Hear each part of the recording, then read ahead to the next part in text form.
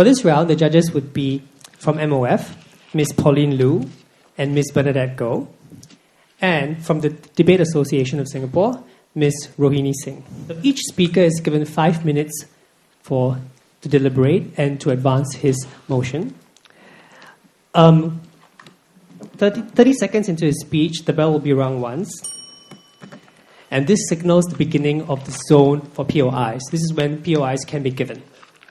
At 4 minutes and 30 seconds, it will be rung once again.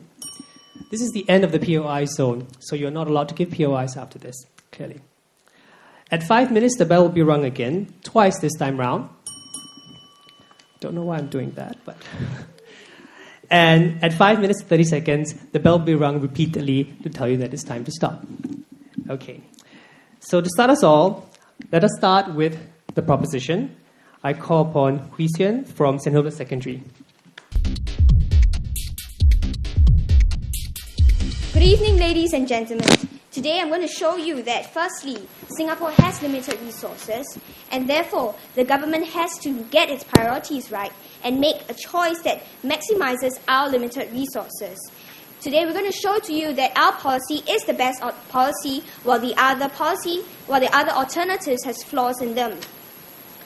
Hence, the most important thing that the government should do prior to acceding to the request for assistance in cash or kind is to make sure that the applicant holds a job and can improve or be more productive if they were given financial aid, especially if resources are limited.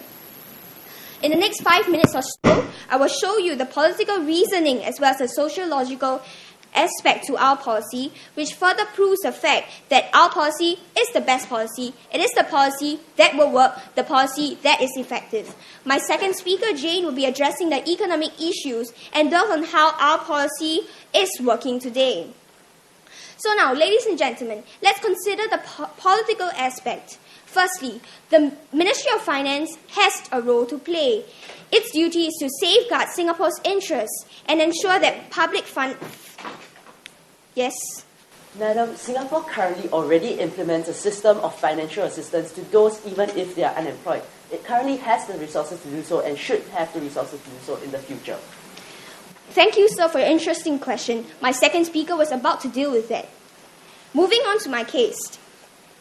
The Ministry of Finance has a duty to safeguard Singapore's interests as well as ensure that our public funds are spent effectively and efficiently, as well as to ensure fiscal prudence. And by making employment a pre-requirement for financial assistance, we should ensure that the funds go straight to increasing employment pool as well as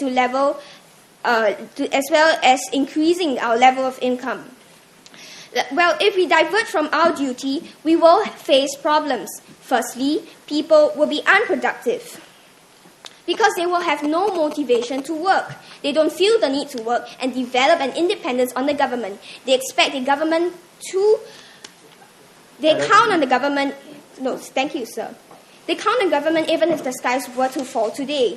If the MOF gives financial aid to everyone regardless of employment, we risk creating a welfare state. Which will develop to a welfare-oriented society. The dollar out becomes larger than the dollar in. We have seen examples from all over the globe. In the past, United Kingdom, Australia, and New Zealand have once been a welfare state. They thought initially that they would provide... No, thank you, sir. That they would be able to provide a higher standard of living. But their ideology turned haywire. Because firstly, the cost of maintaining such a high standards of living became higher. The government had to resort to taxing the people. It was to the extent that 90% of their salary was taxed. Secondly, the people took advantage and took their luxury for granted and it led to fewer people being willing to work, and they gradually became unproductive. These countries offered too much welfare that they were unable to support economic growth. And without a viable economy, you cannot get a viable country. The countries who have tried and thought they were rich enough to meet the needs of every single citizen, faced economic failure. We should learn from their mistakes. We should not follow in their footsteps. And it is even more vital for Singapore because firstly, Singapore is small by geographical capacity. Secondly, it lacks natural resources. And hence, a chances of comeback is near to zero if we were ever to collapse. Hence, the Singapore government, the Ministry of Finance cannot take the risk and cannot afford to take the risk. Therefore, we cannot base our policy based on idealism, but we have to be pragmatic. Secondly, the sociological aspect. The ministry emphasizes on mutual obligation. No, thank you, sir. Not entitlement. We want to provide assistance and not welfare. Because the Ministry of Finance is not a charitable organization, neither is it a welfare association. Our job is not to give money to the poor and unemployed. We have separate ministries to deal with that. And even if it was partly our job, we would deter providing hospice care because we are only handicapping them. We want to encourage citizens to stand on their own feet and advocate self-reliance. We want to teach Singaporeans to fish and not serve them fish on their platter. This would definitely do us good in the long run. That means we need to make those who are working productive rather than dispense charity to those who aren't working. And the best way to do this is to provide assistance to those employed. This is the pool of people who will improve the most. The quality of work life should be our locus. We should focus on the ability to contribute rather than a need for charity.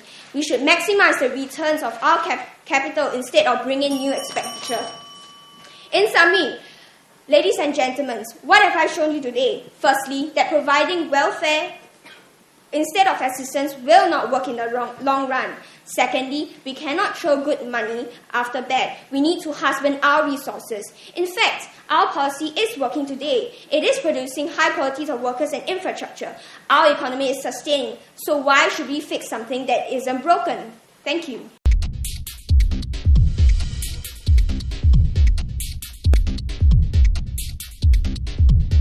Ladies and gentlemen, 2 key questions for today.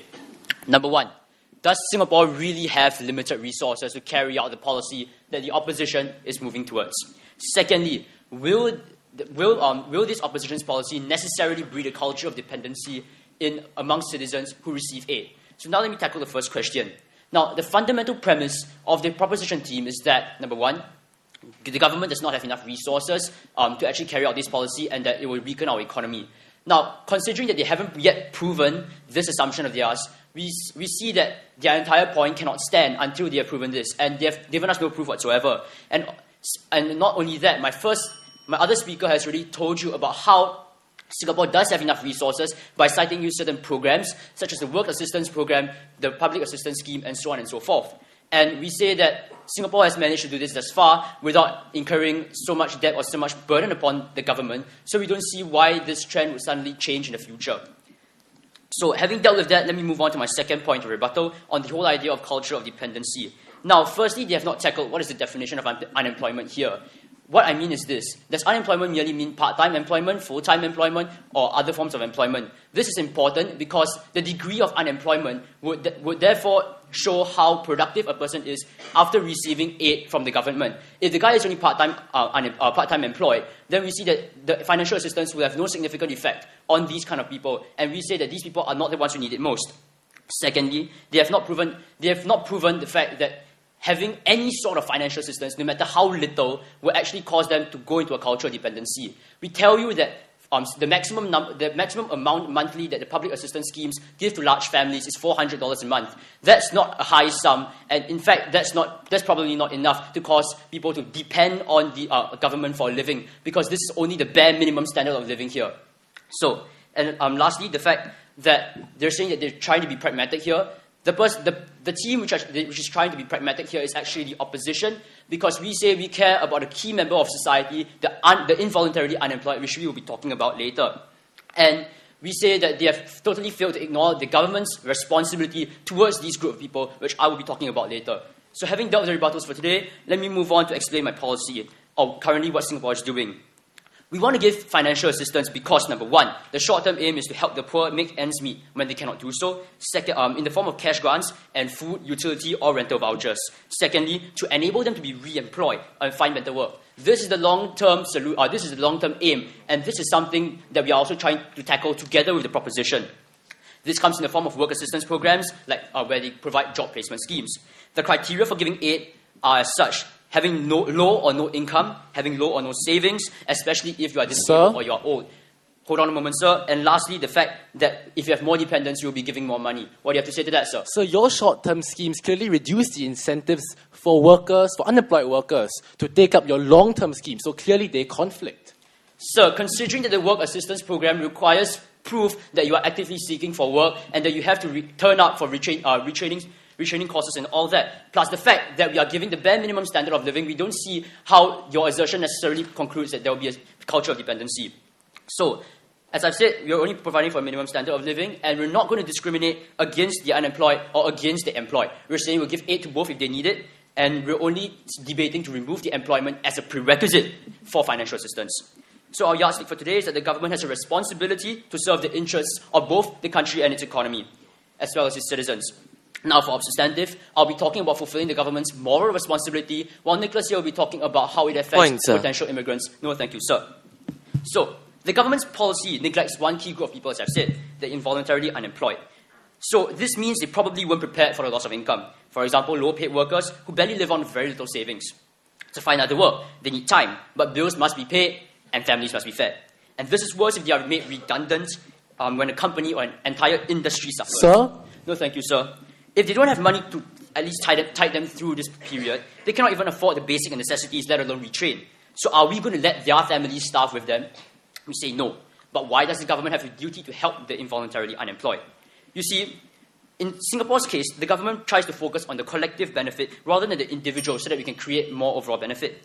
It does so by allowing people to get retrenched more easily because it has less laws protecting these people, and it limits the labor union's power, unlike in the United States.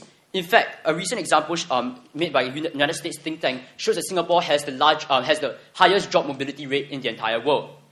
But they do so at the cost of job security of these people and citizens' welfare as a whole. And so because Singapore chooses to adopt this path, we say that it has a moral responsibility to compensate citizens for the sacrifices, for having sacrificed them earlier. And one way to do this is to extend financial assistance to the unemployed. Why do we need to do so? As I've said, during this transition period, we can cover the expenses that they have so that they can retrain and therefore be more productive and as well as be able to help their families. So at the end of the day, we have achieved what our yardstick set out to do, that the government should carry out the responsibility that it has.